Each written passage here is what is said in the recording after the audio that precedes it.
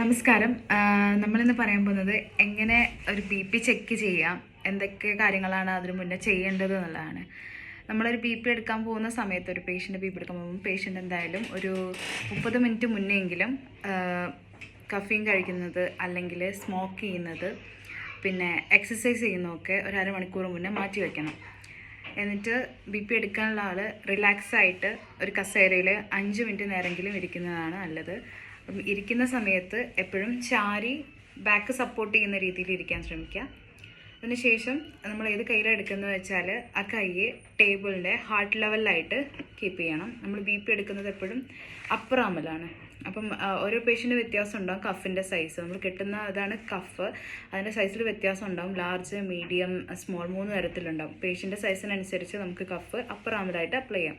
അപ്പോൾ ഒരു 2 finger gap വെക്കണം നമ്മൾ കെട്ടുന്ന സമയത്ത്. അത് കൂടുതൽ ടൈറ്റും ആവരുത്, കൂടുതൽ ലൂസും ആവാൻ പാടില്ല. അത് കെട്ടുന്ന സമയത്ത് അതിൻ്റെ ആ ഒരു വയറുണ്ടാകും, അത് നമ്മുടെ ഈ ഒരു ഭാഗത്ത് കൂടെ ഈ ഒരു പൾസ് പോയിൻറ്റിൻ്റെ നേരെയായിട്ട് വരണം. അതുപോലെ തന്നെ നമ്മൾ പൾസൊക്കെ ചെക്ക് ചെയ്യണം.